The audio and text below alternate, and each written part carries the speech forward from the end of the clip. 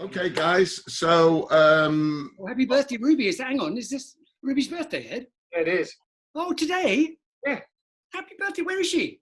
She's outside with the kids, 6 feet apart. They came to visit her, and they're with her now. Well, Happy birthday! People know more than we do, as ever. But I didn't realise. Happy birthday, Ruby! she's 32. Moving on. Obviously. yes. Don't the kids have to stay 2 yards away from under a court order anyway? So they're probably used to it. So they're completely used to the situation as it is. Yeah. Well, I saw Ruby on Newsnight this week, and she was looking about 36, to be honest. And turns out she's doing these sessions twice a day, Ed. She's doing these therapeutic sessions. Yeah. She's doing frazzle sessions twice a day. Yeah. Okay, 2 o'clock. We're going to start. We are going to do a live commentary on confidence and paranoia. This was the final show before the remount, and in between the cancellation and the remount, we wrote Me Squared, making that the final show. So this was meant to end on a cliffhanger, and I have to say, I was talking to Ed about it earlier, he doesn't remember the original ending. Can you believe that? Producer, director. Why would I? I didn't shoot it. Okay, but before we go into it, just tell us about that afterwards at the end, yeah? Yeah. Okay, this is just housekeeping. There may be cussing because Paul Jackson's here. Yeah. Check record. Check. Say hi to Gustav. Gustav.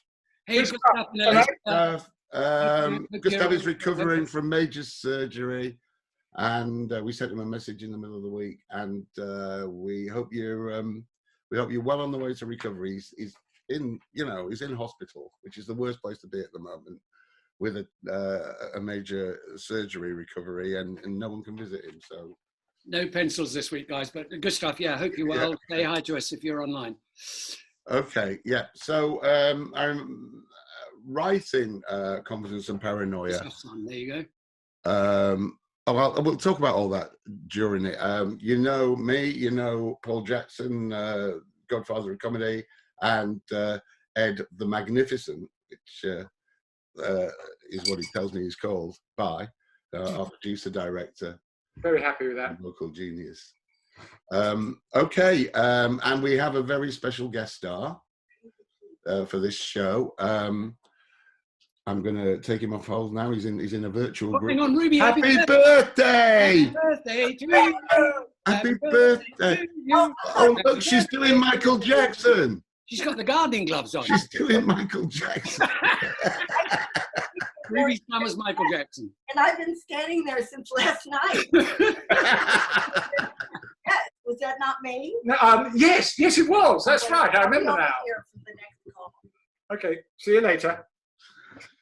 Okay, you're going to take him off hold because he's taking his time. This is him though. He's joining. It is Mr. Paranoia himself, Lee Corns. Mighty Lee Corns. Hey, Lee. Welcome, Captain. Hey, guys. Still standing. Lee, if you click on it, we didn't mention, if you click on your chat button at the bottom of your screen, yeah, you'll see all the chat coming up on the right of your screen. Ignore the rude words. Oh, right. Hey, Lee. Hey, Jay. Stab him, everyone. It's dickhead. I tell you what, I just saw that episode again, and am I right in thinking, Ed and Paul, is that the bit fell off accidentally at the end, or was it meant to?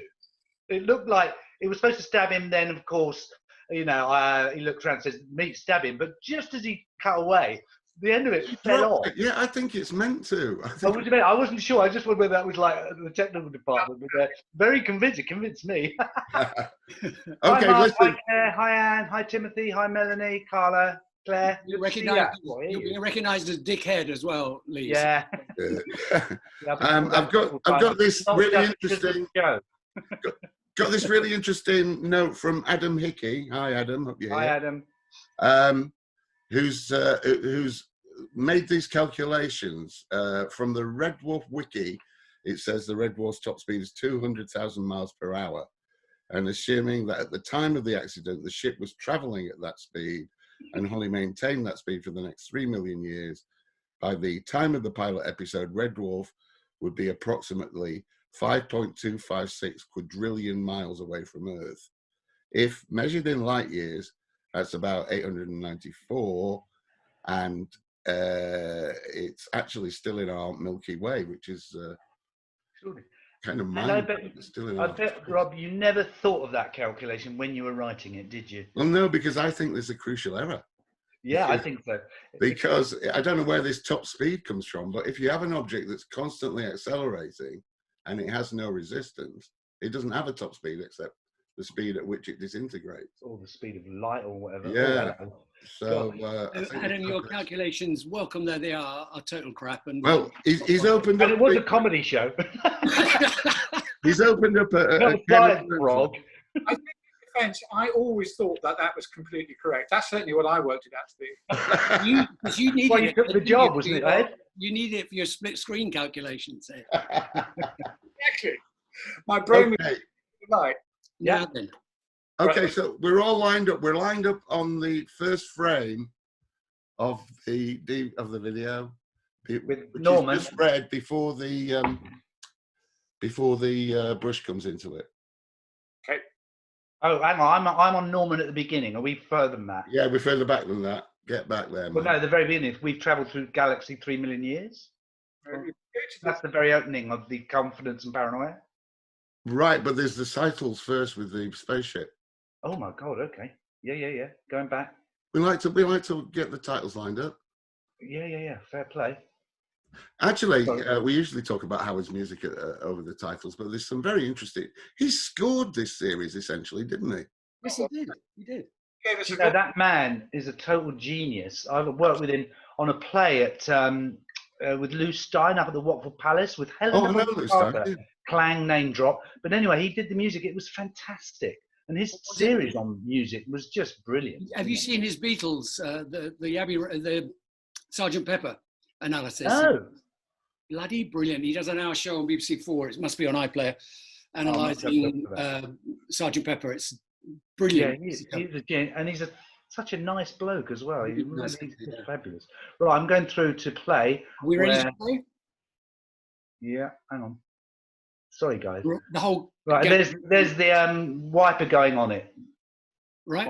You'll be close enough for jazz. Okay. Press play. In 3, 2, 1, play. There we go. I'm good. I'm good. I'm good. Yeah, he's just brushing the F of Red Dwarf. Yeah. Is that right? That's it. That's it.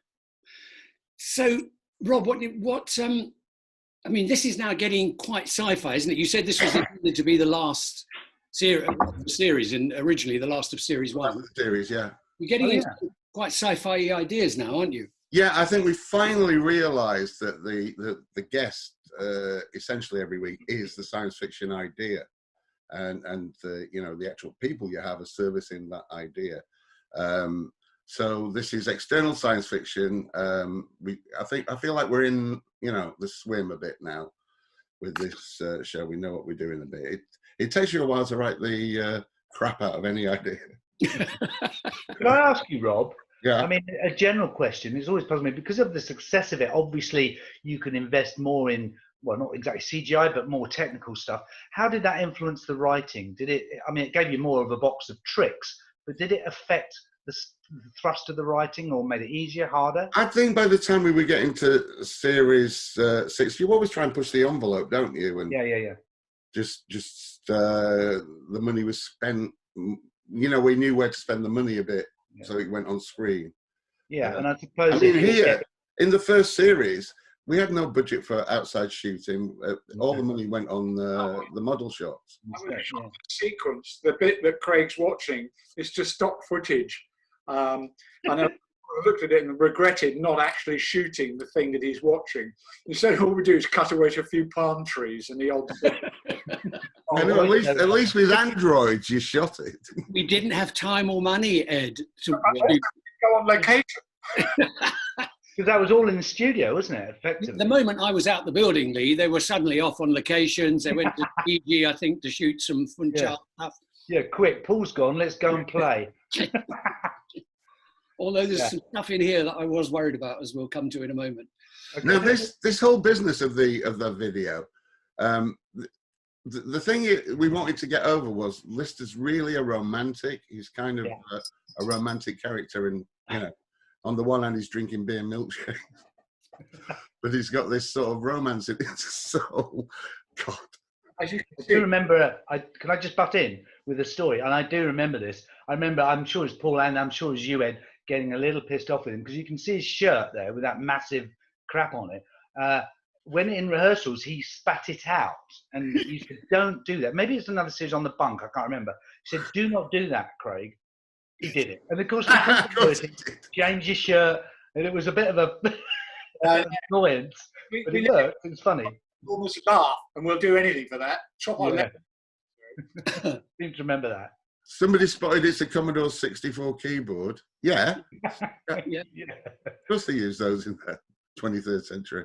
Rob, where did the fundamental idea spring from of Confidence and Paranoia? And did you, eventually it was Craig Ferguson and Lee, did you... We've been toying around with an idea for years we called PMPT, which was the physical manifestation of psychological trauma. And we never really managed to do anything with it. And this is essentially that. That's what this is. It's we thought, what if your hallucinations become solid? And of course, at the heart of it is that we do have this duality. We do have this voice in our head.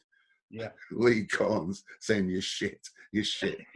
and this is honestly, I start writing in the morning as early as I can when I'm writing on my own.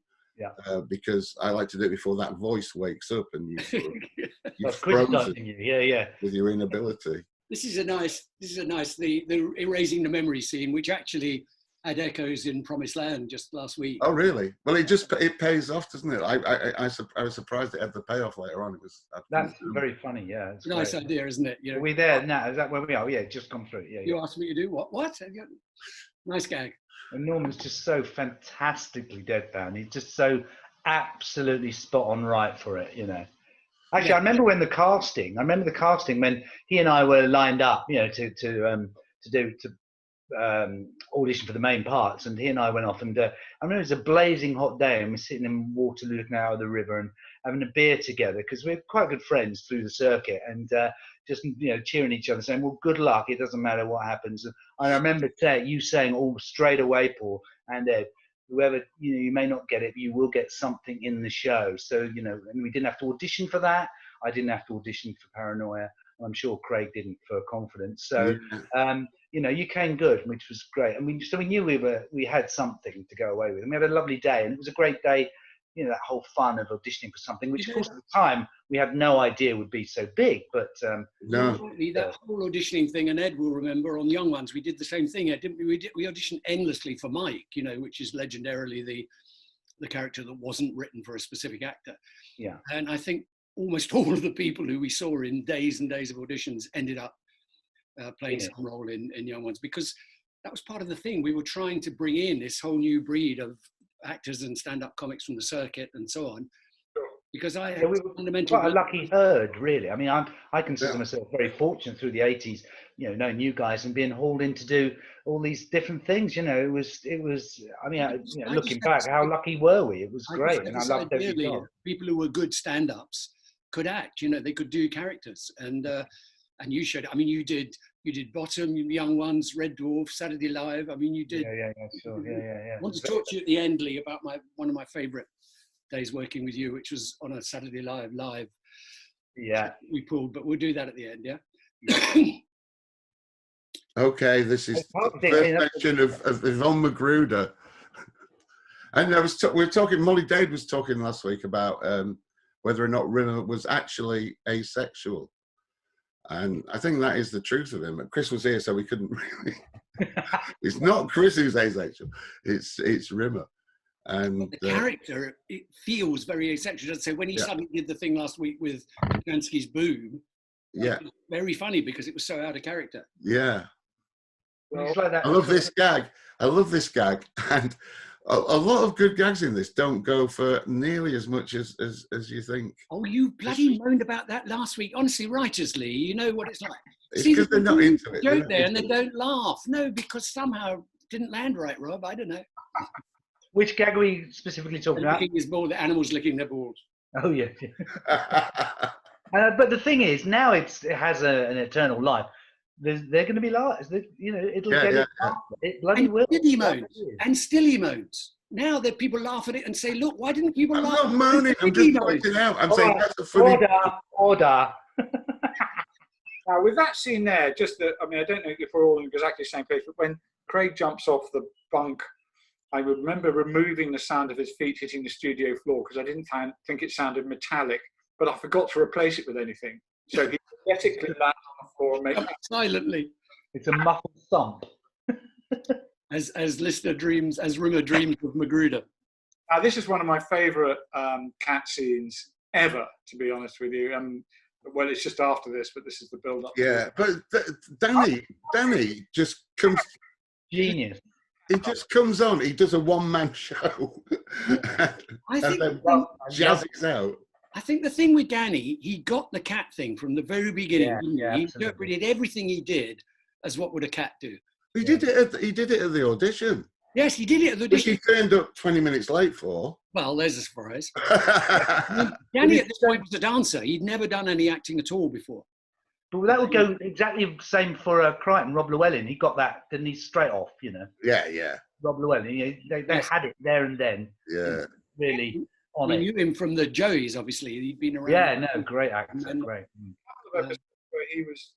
Where he didn't play it Canadian, but then we changed it. But he did try being an English butler to start with. Canadian seemed to work so much better. You were my friend, I'd steal your shoes. Time for a snack. he just, I love that spraying thing. Anyone who's a cat owner, that's a really funny. Yeah, this is my favourite cat scene.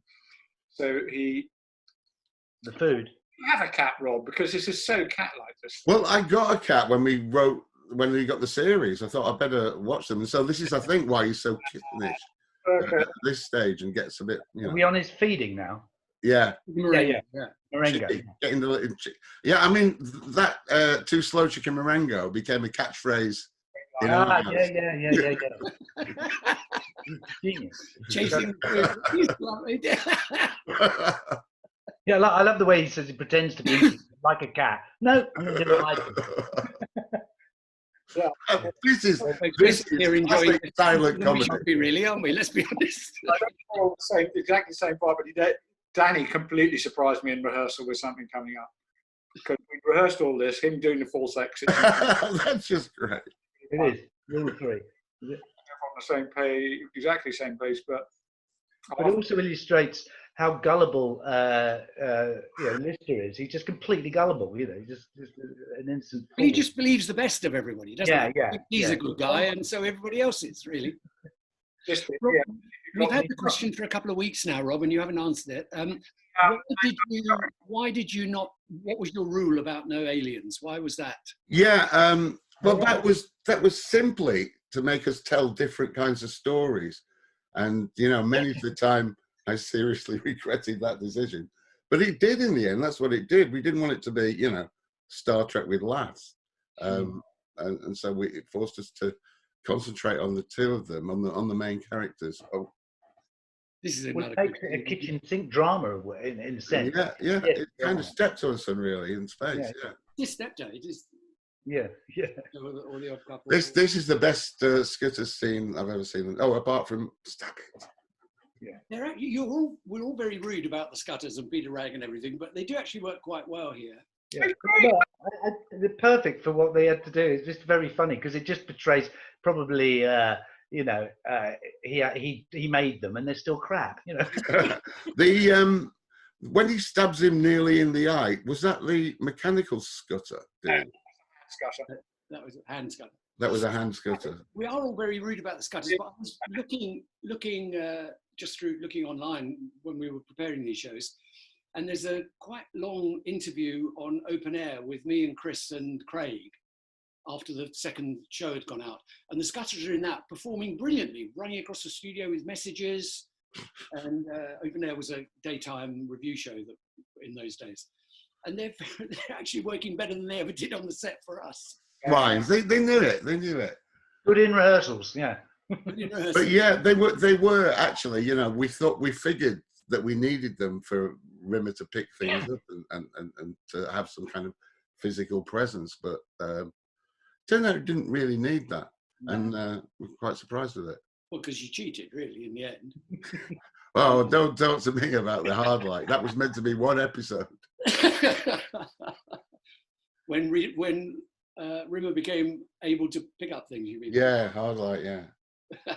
Mind you, Yes, the mutation diseases bit. I thought that was quite topical, strangely. It is, yeah. I mean, wow, that's chimed correctly, isn't it? Blimey. yes. Yes. And I always loved older Chris's fun he had with that salute. It was just hilarious.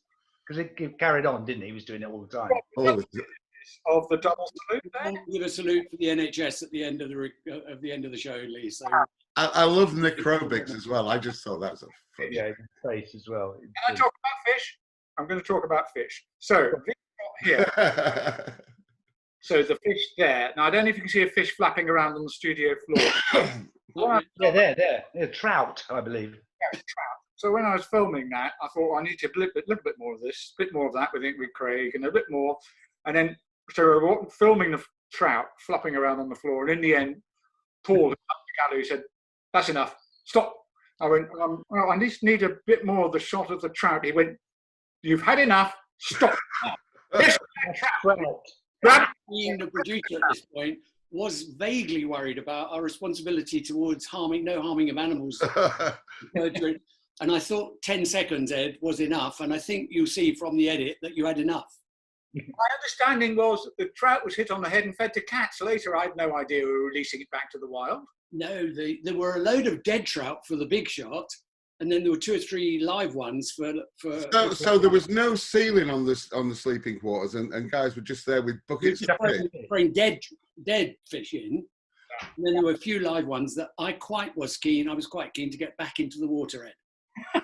So you can imagine at the end of the day, the kid saying, "What did you do today, Dad?" And so, "Well, I was trout at Chris Barry." And Rob, tell us. So, is the exploding mayor of Warsaw? Is that a real thing?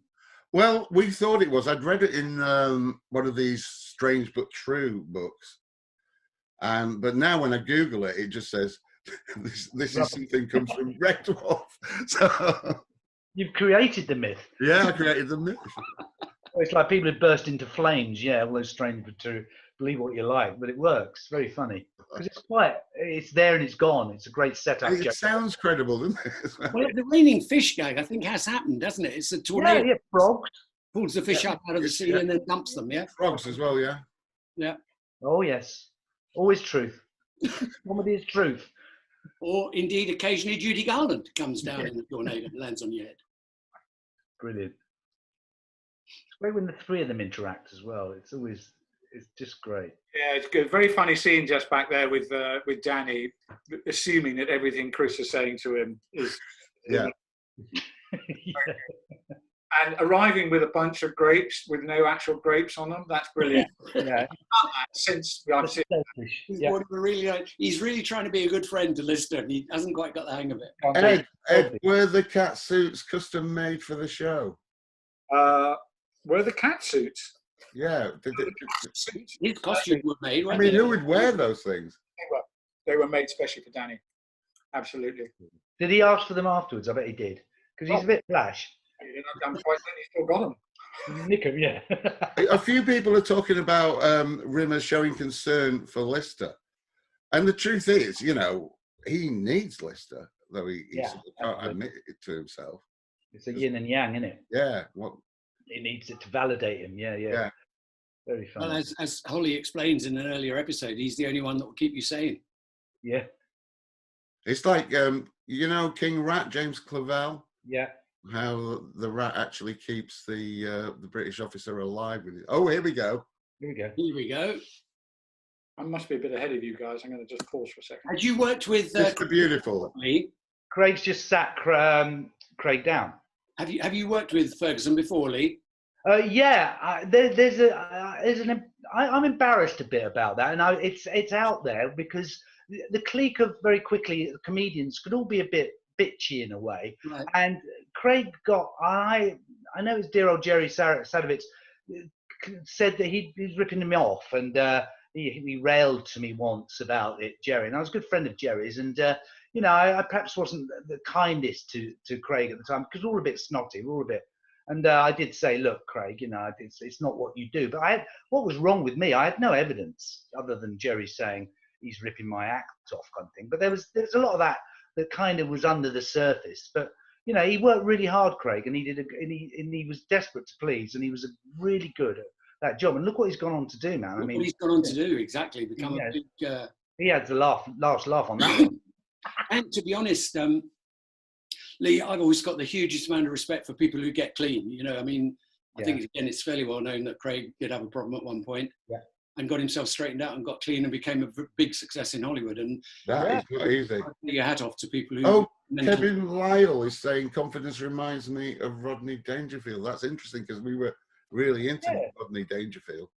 Rodney Dangerfield was hilarious. And I can see similarity now. Yeah. I don't like what Emily's saying. Lee has the perfect level of disgust, and she's implying that that's natural, innate. Can I just say, Lee, I think you barely changed. I mean, look. Yes, I must say, apart from the beard, Lee, it's the same man there. Do you know what it is? I've got a light facing me. All right. A light. He's not stupid. He knows he's done his own lighting, you see. I've got me light, love. You see? And It's his own light. it took me 2 hours to get to this position. No. Thank you. It's the outdoors, I'm sure.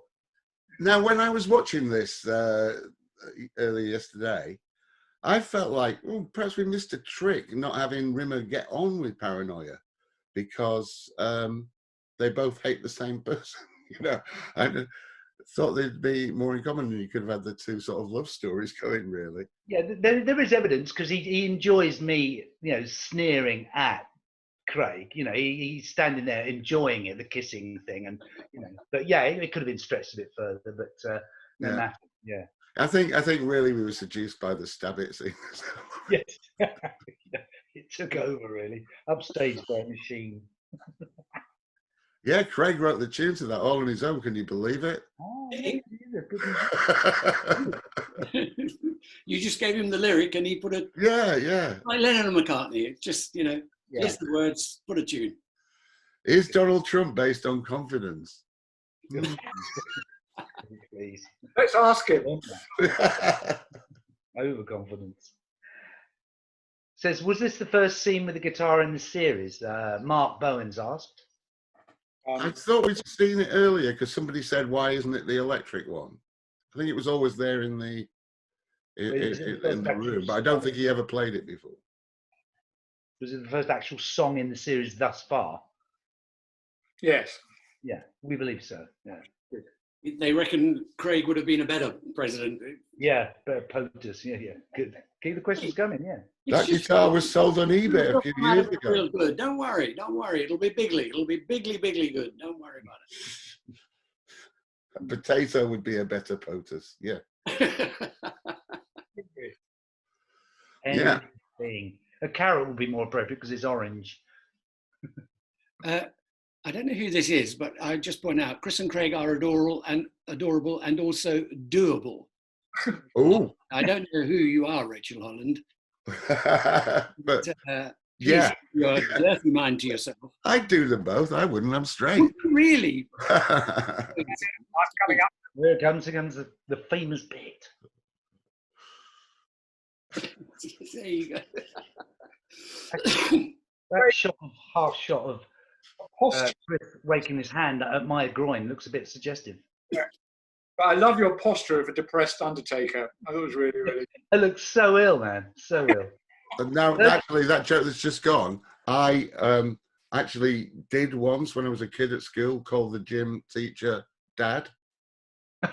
And I still wince about it to this day. Oh, really? That's where that came from. Derision and laughter, and you never lived it down.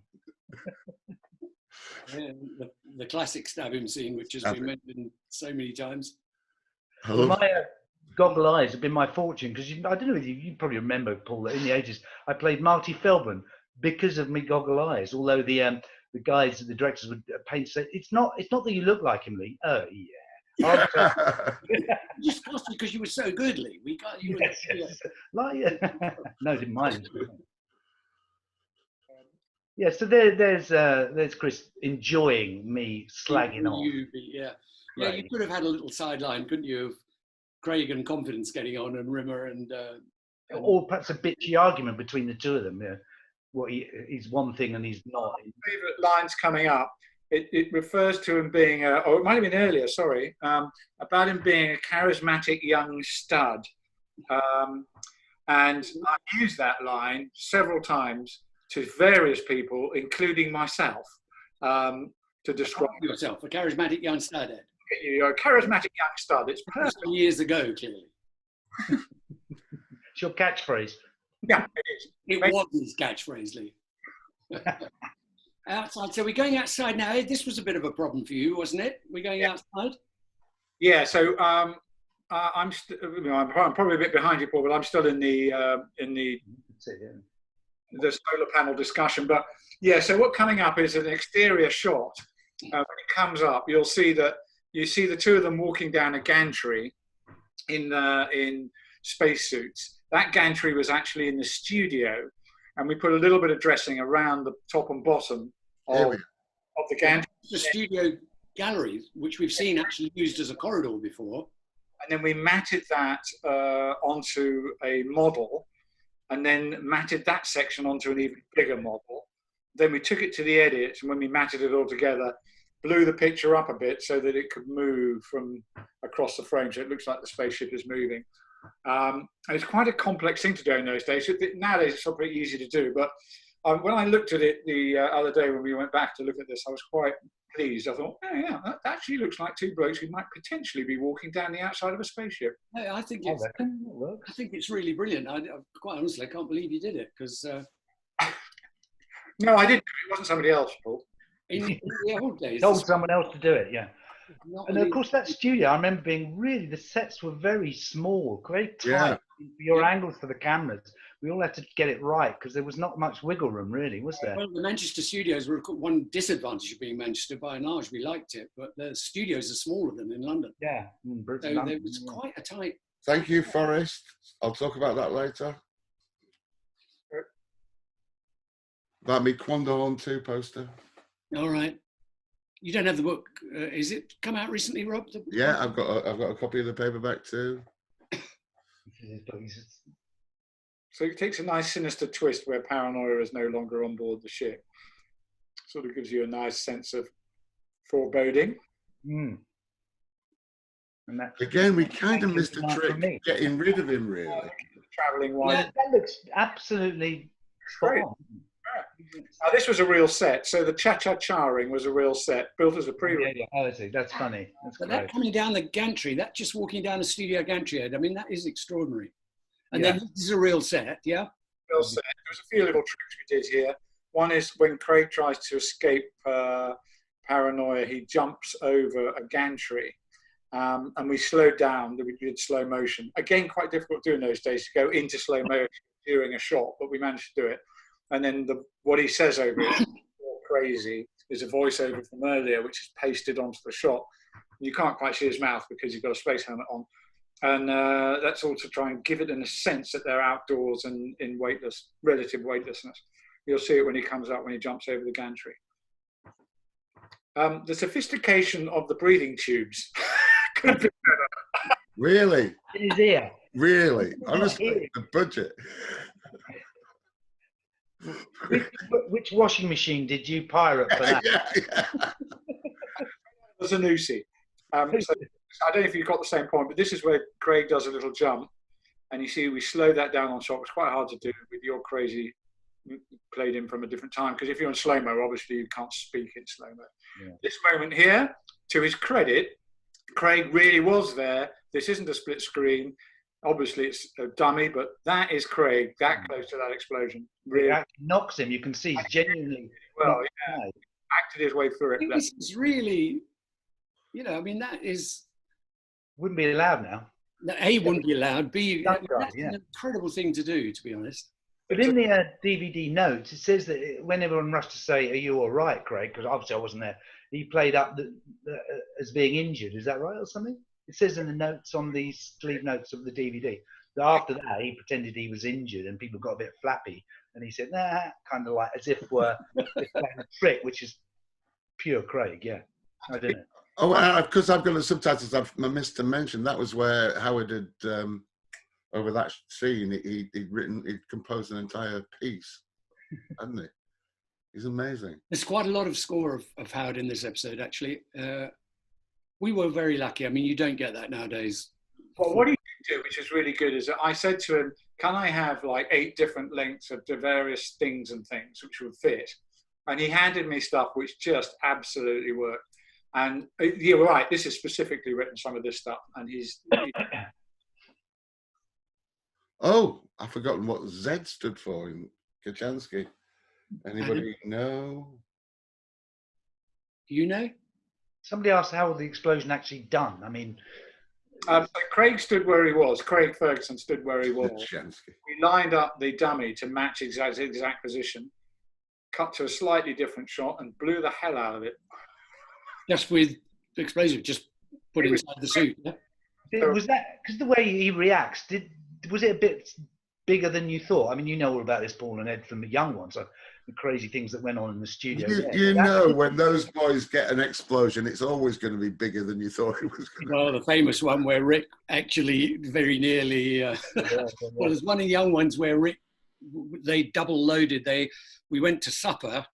They loaded up the bomb in the kitchen on the stove and then went to supper. And then somebody came back and didn't know it had been loaded and put another charge in. Oh. So it went double. And Rick, we slowed it up in the edit because it was so ridiculous. Rick was... so big. Anyway, and then, of course, there was the famous one on Saturday Live in the Dangerous Brothers where Rick set Adrian on fire. Yeah. They were doing Towering Inferno. They were doing their version of Towering. And Abe very nearly got killed. I mean, that was... We couldn't do it. And by the way, you shouldn't do it. Well, you had a car come through the set in the young ones. I know we're drifting a bit, but I mean, and you didn't tell the audience, and it was a shot. I remember. Well, we loved doing that, didn't we? Not telling the audience. Like seconds of stunned silence. People could not believe that had just happened. Genius. We used to love doing that. So talk to us about the ending, Rob. Oh yeah, the original ending. Before when we were rehearsing before the strike, during the strike, it was Kachansky did reappear. And that was going to be the cliffhanger for the next series. And I don't remember this. So this was going to be the end of season 1. Yeah. Kachansky reappears. Oh, that's a cliffhanger. Let's watch next season. But I suggested to Doug that it might be a better ending if we had Rimmer doubling up, and so we had 2 Rimmers because we talked quite a lot about the concept of whether you'd get on with yourself if you had to live with yourself, and that's where me squared from. And he said, "Yeah, okay, let's write it," and we did, and that shifted the whole balance of the series more into the science fiction side of things, and it was a springboard for the next ep. It was it was kind of, much better idea, like a psychological sci-fi as much as an aliens and weirdy science. There's a lot of that thought which is done through the comedy about and without being too existential about it, about how people behave with each other. Yeah, it's good. Is this second Rimmer meant to be a backup of the original, i.e. the same as we see in episode 1, or is it up to date with the current Rimmer? And is that how he knows about the plans to switch the disc? I think the idea was that he was sort of Rimmer 1.0. He was the original Rimmer, and so he's slightly less loose than the real Rimmer, if you can call him loose. So yeah, he was meant to be. I mean, presumably they spoke about other things. We'll talk about it next week, but yeah. I think people in general saying that probably that was a better choice than bringing Kachansky back and then having to deal with the fact of whether she was a regular or not, Rob. That probably a second Rimmer was a better choice. Yeah, I'd go with that. Yeah, definitely. Do you like And that? in later episodes, when there's more than one Rimmer, it is interesting to see as a viewer, and certainly as a director, it was whose allegiance you went to, which of the multiple Rimmers did you want to look for or not. I don't want to give too much away because we'll be doing that episode sooner or later, but the fact that they're all absolutely identical creates a interesting choice about which one you hate / regret. Brilliant. Lee, is it true that you once did the same set in both halves of a comedy store show? Oh, right. That's kind of got into the literature. I used to do compare the store, and to be fair, we did like 4 shows over the weekend, and it could get a little tedious. So what I ended up doing, and it kind of how my particular comedy went, but through no other reason than just a bit of boredom, we just fuck around with the. Are you allowed to swear, by the way? Oh, Yeah. fuck it. Yeah. Fuck it, yeah. About just play with the convention a bit. So I said to some of those Nick Hancock and a couple of others, yeah, watch this. This will be hilarious. I'll go out as compere and do the same set. That'll be hilarious. But of course, the audience just sat there going, he's done the same set. And of course, they were pissing themselves. So it was a totally in joke. But an audience who's paid £5 as it was then to get him would go, what's he doing? And that, in the end, playing with an audience in that way was. Well, was you did the big play that I was saying earlier. We worked a lot in that time, but one of the best nights was you were in a thing called The Wow Show with the Oblivion Boys, Steve Frost and Mark Arden, and you came on Saturday Live in its first season, and you came up with this idea of raiding the studio and taking us off air. Remind me how that worked.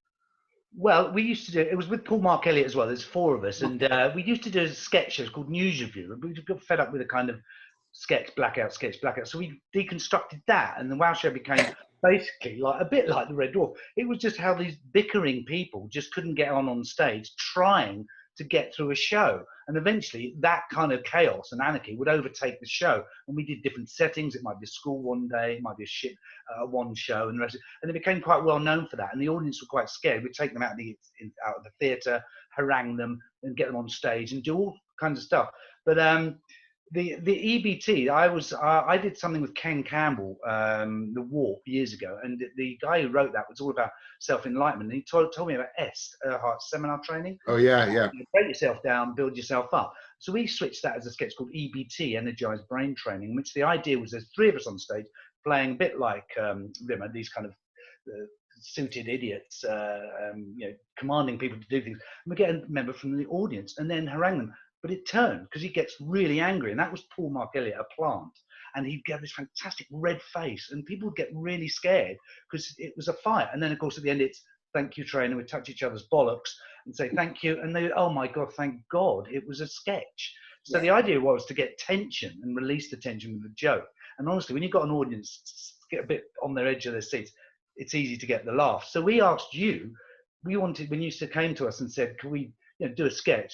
That was the only one we wanted to do. And you, to your credit and courage, both of you, and I said to you on the phone yesterday, I think you're the only broadcaster who would have gone with that idea to do it live on television, and the audience, and not the technical staff knew.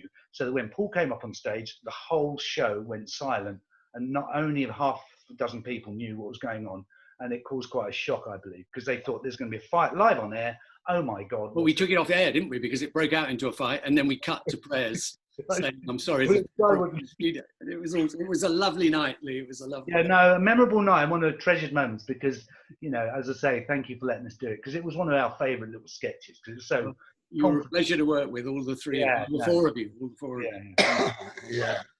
I'd just like to say one thing, Lee. I went to go and see you at Comedy Store, and I just want to play credit. This is a guy who was hosting the show, but each time you came back on stage, something had happened to you. So it would start blood coming out of your nose, then you come back, and then you come back on, and your collar would be like this, and you had and as the show went on, each time he came on to introduce somebody else, he was not saying anything, up and smashed up. It was hilarious. Yeah, I'd have a fight backstage. People you were hosting, but Now I do deconstructing things like halfway through the act, stop and just say, where do I park my car?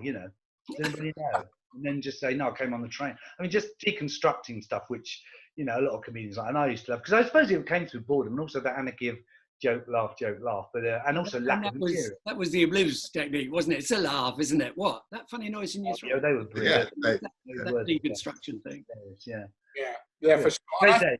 Thank you. Mark always played a really, really good straight man. I mean, he was. I was watching to see a chink in his performance. He was just so good.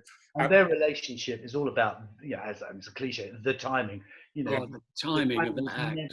Never off between those two. They were the kings of. Yeah. We've got James Hickey saying Lee Corn's comedy reminds me of a British Andy Kaufman. High praise indeed. Oh, One of the funniest men ever on the planet. Yeah. Man, wait, whoa, thank you. I'm going to go now. This is can't go down. That's as good as it gets, mate. Guys, I want to show you something. When I knew we were doing this episode, I had in the back of my mind this memory. Ed and I think the first time ever we went to Australia, Ed, was 1988. It was the bicentenary year in Australia, and the Melbourne Comedy Festival were doing a big bicentenary festival, and we went down and did 4 hours for Channel 4. And I had this picture in my mind of me and Craig and another guy on a boat, and I knew I had it in a black and white picture, and I found it. Have you got it, Rob, or I've got it if you haven't? Eventually I found it. I can dig it out. And it was... Oh, you've got it. Wow. Ron Craig, of course. And I was convinced in my mind that was Craig Ferguson. And I found it, and of course it's Craig Charles. So who's it? Who's the other guy? Well, the other guy I'm going to talk about in a minute because he's a very interesting guy. Anybody recognise the other guy? That's not Phil Christensen, is it? No. I'm going to tell you about him in a minute because he's my tip for the week in lockdown. Okay. Good. Guys, this has been great. Thank you so much for inviting me. I've really... Hey, it's been fun. It's been so nice to see you, man. Really has. Yeah, you guys have been so influential in that period. Rob, can I know you're going to plug Quandahorn now. Yeah. Can we mention our nascent plans for a couple of weeks? Well, we can say there's something very interesting. What we're going to... And we just, before we came on air, we asked Lee, would he be a part of it? And he's agreed very kindly.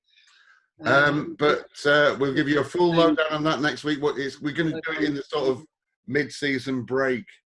Yeah, because we did the last episode. There's so much on. Well, I know you're busy, Lee, but we've asked.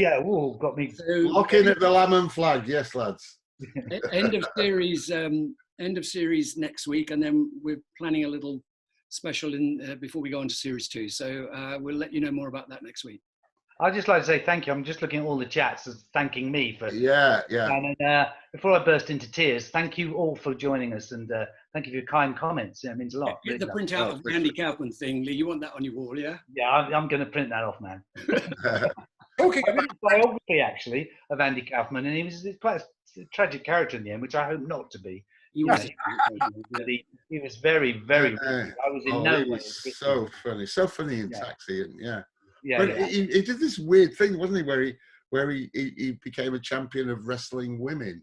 Yeah, challenged people. Yeah, and I didn't know whether it was funny or not. But he did wrestle women and had some strange attitudes, and he hated Taxi in the end. It was a curse because he couldn't sit still. He was creative, but very, very provocative. It was too middle of the road for him doing something like that. Yes, he wasn't. What was the movie about his life story? Man in the Moon. Man in the Moon. Yeah. All right. And on the moon, yeah. Man on the Moon, yeah. On last week's messages that came through on the chat, my favourite, just so you know, was from Joe Sharples. It says, Rimmer has been socially distancing since 1988. Thank you, Joe. We'll have that. Should be.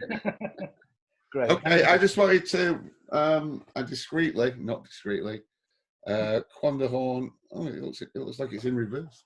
James Fleet. Oh, look. Yeah, no, we can see it. You can see it, right? It's coming on. We'll post it on the website, but it's coming on Wednesday, 6:30, Radio 4 from April the 29th. And you can't get this yet, but maybe we'll give one away. It's the paperback version of the Quandahorn book. Give one away next week, maybe. Good luck with that. Is that your recommendation for lockdown then, Rob? Is that this week's recommend? No. My recommendation is Lee Corn's book. Yours very sweet. Well, I've written a book. Nobody's ever done it before. I think it'll be a standalone sci-fi thing. It's about time travel. I believe it's unique. Nobody's done that before, Lee. Nobody's done it. I think I'm onto something there. And Good work. Good work. it's literally written but not published in any shape or form. But I'll get it out there at some point. Thank you for punting. Lee, can I just make the point that actually when you come on these shows to plug the product, it's quite a good idea if you've got the product ready to... I realise that now. Yeah. We'll ask you in a couple of weeks' time. Let us know when you... Oh, well, listen, first, we didn't do it at the beginning, so we're doing it now. Tips for survival. We're now nearly 4 weeks into our 3-week lockdown, and it's looking bad. And I want just to say something to people who are actually on their own, because that's a really tough sentence, being solitary if you're stuck in a house or a flat, worse, with no garden or anything, on your own.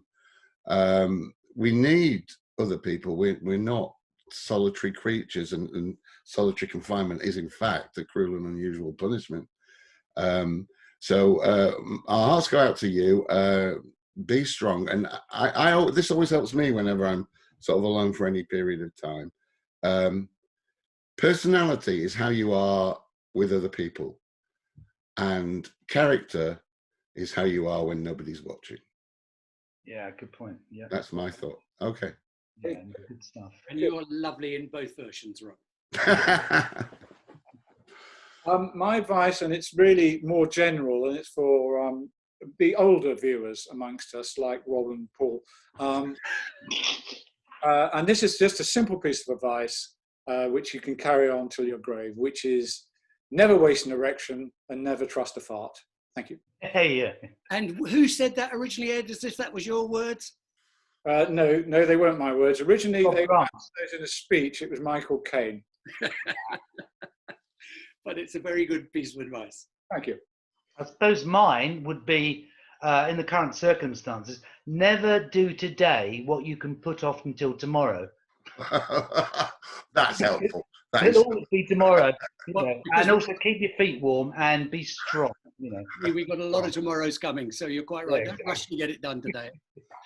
So my serious advice is, guys, take a news break, because let's face it, before we get on the news, newspapers or broadcast news, it's more numbers, more ministers promising things they can't deliver, a couple of heroes, a couple of obituaries.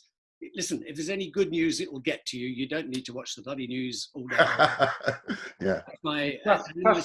Trust those you love. Trust those you love. Yeah, it's a very good one, that, Paul. The second thing I'd like to, having mentioned the Dylan top 50 list in The Guardian last week, and any of you who ploughed through the 50, plus all the ones you think should be in there and aren't in there, quite a few, I've got another watching suggestion this week. We held up the thing, and... those shorts, man. Yes, I know the shorts are good, aren't they? Craig's, I mean. Any offers? I can't see anybody come up with yet who the other guy is, which is slightly sad in a way, because he's a comic, an American comic called Richard Jeni, Jeni. And in my opinion, and I know Ed shares it with me, he was in Melbourne with me when Rich was working there. One of the great American comics who never quite made it. He died very young and very tragically. He committed suicide just before his 50th birthday. Mm. And if you like American, New York, wisecracking, bang, bang, bang comedy, some of it quite rude, I should warn you if you're of a sensitive disposition, but go on YouTube and have a look at him. He is a genius comedian. He's a very, very brilliant man. And I wish he'd lived longer and been better known. Richard Jeni, go and have a laugh. How did you meet him? He was, the first time I met him, Lee, was in Melbourne. Uh-huh. He'd been invited down there for the festival, and he did a brilliant set about the time that you cross the international date line when you fly from Los Angeles. Apparently he was in The Mask. Did you know that? He was in The Mask. He had a very nice. He paid a bank clerk in the Mask. I think it's only one end, Jenny. I think it's only one end. And he had this fabulous routine about he had landed in Melbourne, he picked up the phone, and it was 1954 back at home, and they were just getting out, Elvis Presley was watching Elvis Presley. It was just brilliant. And Ed, you had a favourite routine that he did. I think he also went by Rich Jeni as well. I think Rich, I knew him as Rich, yeah. You might want to try that too. But he did a brilliant routine about his visit to Australia, where he didn't realise that a lot of the people who go sunbathing in Australia don't actually wear any clothes, and the resulting disaster that happen to him as he tries to sunbathe. And one of my favourite lines is he said, this stunning girl lies down on a tiny grey towel, just a tiny grey towel. And he said, I've never in my life ever wanted to be more than a tiny grey towel. He goes, that's a, you know, it's a hugely funny routine. And I'll definitely look him up. Yeah. I think you can see the angst even in his performances, and I say it's always good to find a great comic. Listen, if you like comedy, you like this guy. His famous first big special for HBO was called Platypus Man, and have a listen to Platypus Man and find out why he thinks he's the Platypus Man. It's a very funny routine. Okay, so I will say thank you to the excellent Lee Corns. Thanks, Lee. Thank you, Arnold. Really nice to see you. Hey! You guys. And we're not thanking Paul and Ed because they're, you know, it's like, so. But I would like to, I haven't thanked them yet, our web team, which is basically Seb, Patrick, and Andy Neal. Thanks, guys. Couldn't do it without you. And our fan club pals, you know, particularly Joe and Shelley and Ian, who've really helped make this one, to be honest. Yeah, basically. And so a good one next week. Looking forward to Me Squared. And hopefully a big surprise 2 weeks from now. Yeah, some really interesting news. Okay, guys. See Thanks you. a lot. Have a good week. Stay strong. Yeah. Thank you very much, Steve. Talk soon. Yeah. Take care. Bye now, guys. Bye. Yeah.